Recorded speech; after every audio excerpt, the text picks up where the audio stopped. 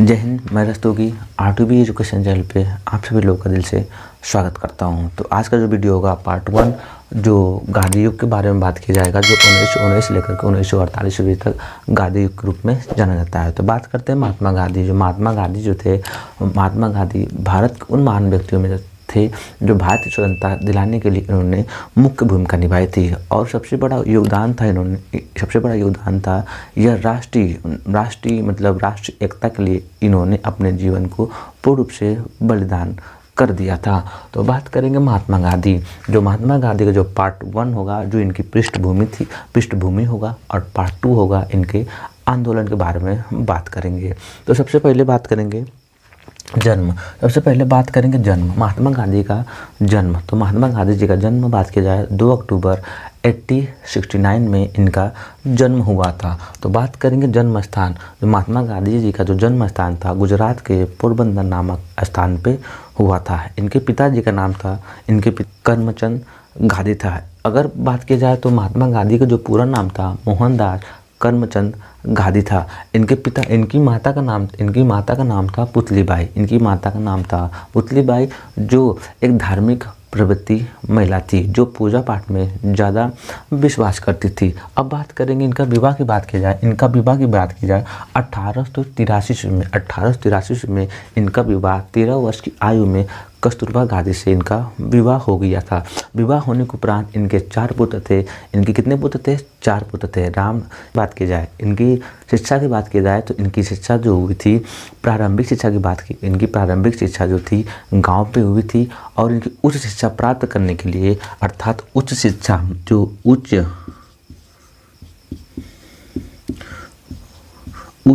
जो प्राप्त करने के लिए कहाँ चले गए थे? इंग्लैंड चले गए थे। कहाँ चले गए थे? उच्च शिक्षा प्राप्त करने के लिए इन्होंने इंग्लैंड चले गए थे। इंग्लैंड कब गए थे? 1988 ईस्वी में उच्च शिक्षा प्राप्त करने के लिए इंग्लैंड चले गए थे। इंग्लैंड पढ़ाई करने के उपरांत वहाँ पर जा करके बैरिस्ट्री अर्थात वकालत की उपाधि धारण की। उपाधि धारण करने के उपरांत वह भारत आते हैं और भारत में आकर के वह सबसे पहले राजकोट में अपनी वकालत प्रारंभ की। वहाँ पे अगर उनको पूर्ण रूप से अच्छी तरह से उन्हें लाभ नहीं मिला और तो वहाँ से राजकोट से मुंबई गए। मुंबई पे वहाँ पे पूर्ण रूप से उन्हें लाभ नहीं मिला। तो बात करेंगे तो 1891 ईस्वी में उन्हें बैरिस्ट्री की वकालत अर्थात उपाधि धारण कर ली। और धारण करने के उपरांत 1893 ईस्वी में वह भारतीय व्यापारी मुकदमे के लिए दक्षिणी अफ्रीका चले गए थे। ये इंपॉर्टेंट है कि 1891 ईस्वी में बैरिस्ट्री अर्थात वकालत उपाधि धारण करने के उपरांत में 1893 ईस्वी में भारतीय व्यापारी मुकदमे के लिए दक्षिणी अफ्रीका चले गए थे। तो बात करेंगे इन्होंने अपनी भारत में अर्थात मुंबई हो गया, राजकोट में इन्हें पूर्ण रूप से लाभ न मिला। तो यह एक व्यापारी था जिनका नाम था दादा अब्दुल्ला। क्या नाम था? दादा अब्दुल्ला के केस में इनकी पैरवी करने के लिए 1893 ईस्वी में दक्षिणी अफ्रीका चले गए थे। तो बात करेंगे दक्षिणी अफ्रीका जाने के बाद दक्षिणी अफ्रीका में जा कर के वहाँ पे उन्होंने एक वकालत धीरे प्रारंभ कर दी। और प्रारंभ करने के उपरांत 1894 ईस्वी में वहाँ पे साउथ अफ्रीका में रह करके नेटाल इंडियन कांग्रेस की स्थापना कर दी थी। 1893 ईस्वी में दक्षिणी अफ्रीका चले गए और 1894 ईस्वी में नेटाल इंडियन कांग्रेस की स्थापना कर दी। अब आता है नेटाल। इसमें एक शब्द आता है नेटाल। तो बात करेंगे नेटाल शब्द आ रहा है तो नेटाल के समीप डरबन में, कहाँ पे? डरबन में पीटर मार्टिन वर्क स्टेशन से ट्रेन से इन्हें बाहर फेंक दिया गया था। अब यहीं से इंपॉर्टेंट बात की जाए तो क्वेश्चन जो बहुत एग्जाम में पूछा जाता है कि महात्मा गांधी जी को किस स्टेशन से बाहर फेंक दिया गया था? तो स्टेशन का नाम है पीटर मार्टिन वर्क स्टेशन थे। महात्मा गांधी जी को बाहर फेंक दिया गया था। और यहीं से महात्मा गांधी को अंदर से बहुत भारतीयों के प्रति जो महात्मा गांधी से झेलना पड़ा, बहुत लोग झेल रहे थे। तो इन्होंने भी सोचा कि जब हमें ट्रेन से बाहर फेंक दिया जा रहा है तो कितने आम जनता को कितनी कष्ट उठानी पड़ रही होगी। तो इस प्रकार से इन्होंने अपने ब्रिटिश में जाकर के इन्होंने अपनी बातें बताई। तो वहाँ पे ब्रिटिश सरकार ने इस क्रियाकलाप के चलते महात्मा गांधी जी से क्षमा मांगी थी। तो यहाँ से इन्होंने अपनी आंदोलन को प्रारंभ करते हैं। तो अब बात करते हैं और यहीं पे बात की जाए और भारतीय वासियों के प्रति जो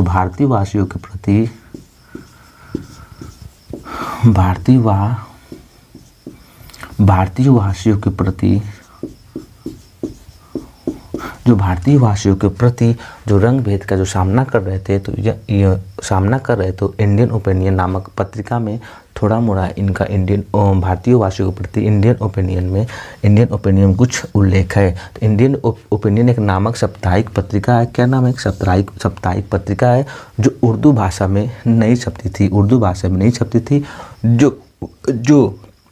जो अन्य भाषाओं में छपती थी लेकिन उर्दू भाषाओं में नहीं छपती थी। तो क्वेश्चन पूछा जाता है कि इंडियन ओपिनियन किसकी पत्रिका है? तो इंडियन ओपिनियन की बात की जाए तो महात्मा गांधी की इंडियन ओपिनियन पत्रिका है। तो अब बात करते हैं 1908। तो 1908 से पहले की बात की जाए 1906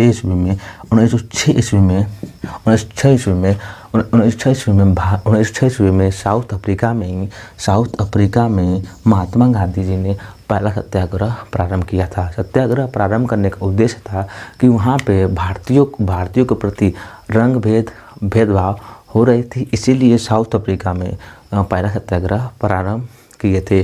तो 1906 ईस्वी में प्रारंभ करने के उपरांत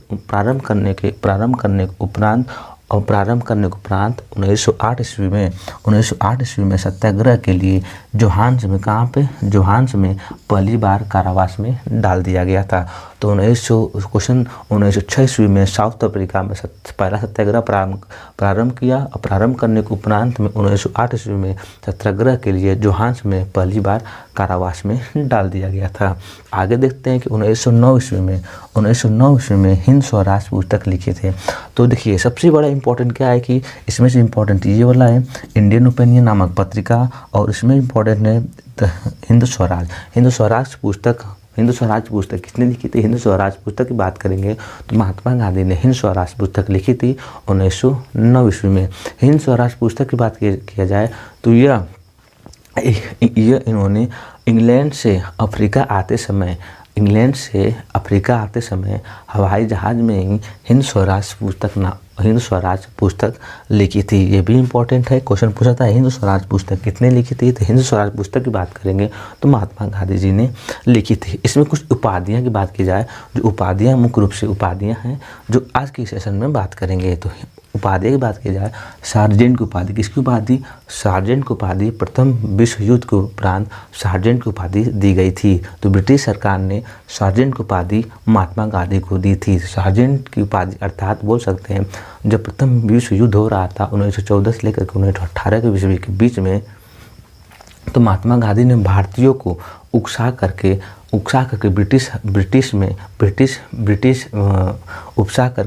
भारतीयों को सेना में भर्ती करवाया था। इसीलिए भर्ती कराने के उपलक्ष्य में महात्मा गांधी को सार्जेंट की उपाधि दी थी। तो कैसर ए हिंद की बात करेंगे तो कैसर ए हिंद की उपाधि ब्रिटिश सरकार ने कैसर ए हिंद की उपाधि दी थी। अब बात करते हैं महात्मा की उपाधि। तो महात्मा की उपाधि की बात करेंगे तो रविन्द्रनाथ टैगोर ने महात्मा की उपाधि दी थी। कब? 1917 ईस्वी में चंपारण के सत्याग्रह के उपरांत, जब चंपारण सत्याग्रह सफल हो गया था, इसलिए महात्मा गांधी को रविन्द्रनाथ टैगोर ने महात्मा की उपाधि दी थी। अब बात करेंगे बापू की उपाधि। पंडित जवाहरलाल नेहरू ने बापू की उपाधि दी थी। अब बात करें राष्ट्रपिता की उपाधि, ये भी इम्पोर्टेंट। राष्ट्रपिता की उपाधि किसने दी थी? तो राष्ट्रपिता की उपाधि सुभाष चंद्र बोस ने राष्ट्रपिता की उपाधि दी थी। अब इसमें से इम्पोर्टेंट है अर्धनंगा फकीर की बात करेंगे। तो अर्धनंगा फकीर की बात करेंगे तो इंग्लैंड के प्रधानमंत्री थे जिनका नाम था विस्टम चर्चिल, जो महात्मा गांधी को अर्धनंगा फकीर के नाम से पुकारा था। एक इम्पॉर्टेंट, आप अगर वीडियो देख रहे होंगे तो एक क्वेश्चन है जादूगर की उपाधि, जादूगर की उपाधि महात्मा गांधी को किसने दी थी? ये आप हमें कमेंट बॉक्स में ज़रूर बताइएगा। तो इस प्रकार से हमने आज की वीडियो में पृष्ठभूमि आपको बताया है। और इसमें से सबसे इम्पोर्टेंट बात करेंगे तो इंडियन ओपिनियन हो गया, सत्याग्रह की बात करेंगे, 1809 ईस्वी में हिंद स्वराज पुस्तक लिखी थी। अब बात करेंगे कल वाला जो वीडियो होगा पार्ट 2 वाले वीडियो में हम पूर्ण रूप से महात्मा गांधी द्वारा किए गए आंदोलन के बारे में बात करेंगे। जो आंदोलन की जो प्रेरणा की बात करेंगे, जो आंदोलन की जो प्रेरणा की बात करेंगे, लियो टॉल्स्टॉय, किनका नाम था? लियो टॉल्स्टॉय, जो रूस के विद्वान थे, इनकी किताबें पढ़ करके आंदोलन करने की प्रेरणा प्राप्त हुई थी।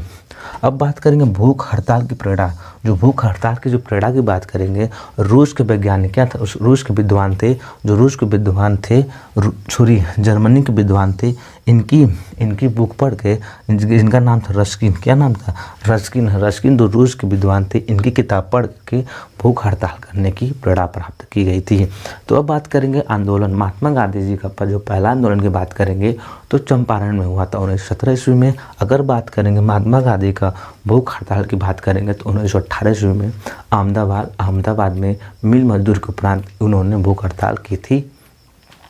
आज का जो वीडियो था पृष्ठभूमि के बारे में था। तो कल पार्ट 2 की बात करेंगे, पूर्ण रूप से महात्मा गांधी द्वारा भारत में किए गए आंदोलन के बारे में बात करेंगे। तो इस प्रकार से अगर आपको ये वीडियो अच्छा लगा होगा तो आप हमारे चैनल को ज़रूर सब्सक्राइब करिएगा, लाइक करिएगा और कमेंट बॉक्स में ज़रूर बताइएगा कि यह वीडियो आपको कैसा लगा। तो मिलते हैं नेक्स्ट वीडियो में। जय हिंद।